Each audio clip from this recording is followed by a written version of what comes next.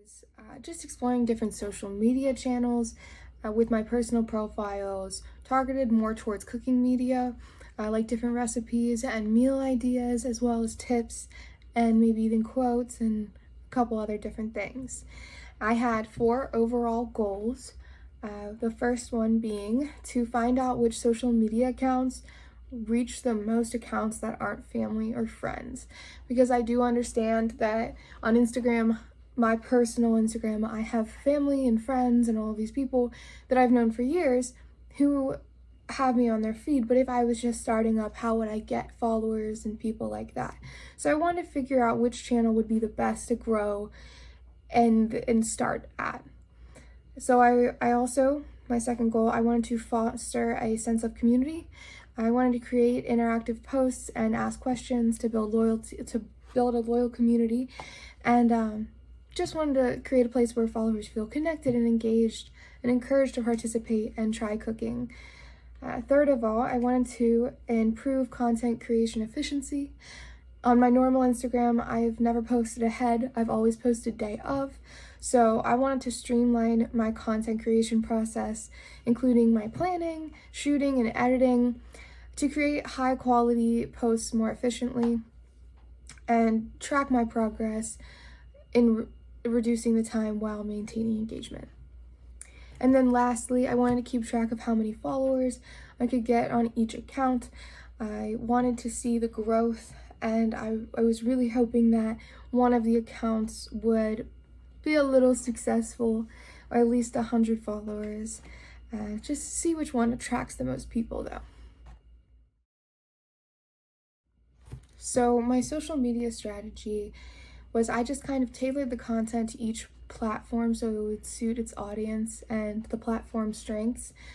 For instance, Instagram, I would regularly post visually pleasing recipes to engage viewers and kind of get that sharing going, hopefully to get someone to repost it or even put it on their story. And then Facebook, I know it's more community based, so I would do things like, recipe polls, or, just asking questions within my bio or within the post to see. I would say I did achieve my goal. I ended up using later the social media posting platform app to just organize my post. It allowed me to plan ahead and maintain consistency, and also monitor which posts got the highest engagement. So I do have a couple of examples of the posts that I would make for each channel. A lot of them are the same, so I'm just going to show you 3 different types. The first one being maybe fun and like just cool food photography. Another one being a recipe, and the third one being a quote, or something along those lines that had to do with cooking. So I'll show those now.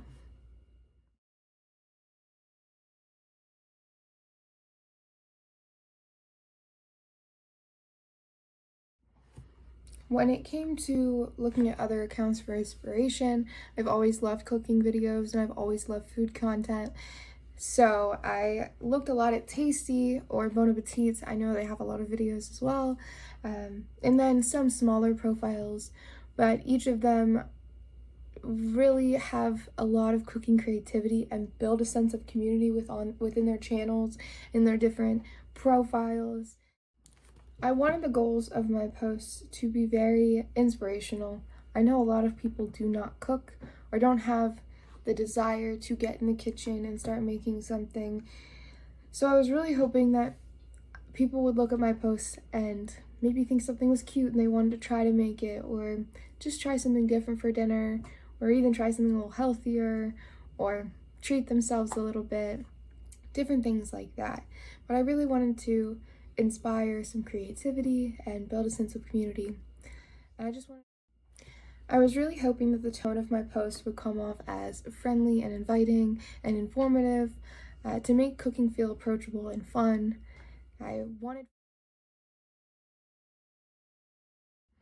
So overall, a platform, the most engaging platform I had was my LinkedIn, and I had already had followers on it prior to. So I have 3 posts that I got a lot of engagement on, so I'll share them now. I'll start with the first one. Okay, so that first post was a picture of me at my business fraternity, Delta Sigma Pi, and those were my 2 friends. And that post got 718 impressions. That was the most impressions I've ever gotten on a LinkedIn post, even before I did this assignment. So that was very interesting. Got 500 impressions and 8 likes. So it was definitely very interesting as well. I did not think that that post was going to blow up like that, especially because it wasn't the first event. It was like the 4th or the 5th one, and the other events didn't do as well as that one. I don't know. It could have been something with the colors or something along those lines, but that one did. So it was really cool, but that got 272 impressions, which is a lot. It's definitely more than I expected. And I believe it got 2 likes and 1 repost. So it was definitely a good one. So like I had said before, LinkedIn worked out very well for me, but I had already had a previous connection. You don't really get followers on there, so I had previous connections that really worked in my favor on there. So on the other channels that I had just newly started, I would say YouTube worked the second best for me. I got more views and more comments and a lot of different people engaged that I had no clue who they were. I think that YouTube does a better job with their algorithm of pushing things out to new people and getting them to see those videos on the side of their video that they're watching and get them to click on it or view what it is, especially when it comes to cooking and people are searching the best cookie recipe and there's a million different types of cookies, let alone a million different types of videos. So yeah, I would say YouTube. And I also think that LinkedIn went really well because I had a lot of community. So yeah. When it comes to the analytics of it all, I ended up using Later, and I do like Later a lot. The analytics that I had looked at, it helped me identify like the most beneficial posting times for each platform, and it was actually very interesting because each platform has a different posting time that is better. Instagram tended to be a little bit more in the morning, and it was just surprising to me because I feel like I go on social media in the evenings and things like that, but a lot of the other social medias were in the evenings because that's when everyone has already posted and you're looking through everything and you're checking. So you would kind of post midday, but in the evening would also work because that's when your post would come up on their feed first.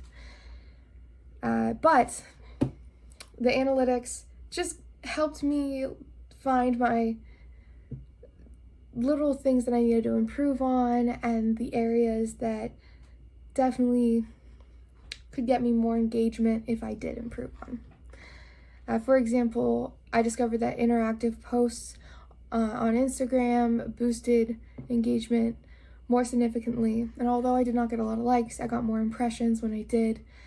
So I would try to use more questions within my bios on every single social media account as well to try to track and see which one worked best. A lot of the time, Facebook, it worked well on. I got a couple comments and it was really cool. So yeah. So tailoring content to platform strengths, which was kind of a big goal of mine. I wanted to see which ones needed tailored in certain ways. I thought that that was very interesting. I learned that on each social media platform, they all have their own strengths, and content has to be customized to align with the audience's expectations on each. I realized what platforms or what posts went well on Instagram or Facebook and different things like that. They had different impacts. And when I would post the same post on the same platform, they would get different interactions, especially if it was things like quotes or other things. I also learned that using data analytics really helped. Using data-driven decisions is very important, especially when working with social media, because we have it at our fingertips. We know what people like and what they don't like. So it just was it was very helpful with the guidance of adjustments and posting times and content types and audience targeting. And it honestly optimized, each post was optimized for maximum visibility and engagement, and it really helped refine my overall strategy throughout the project.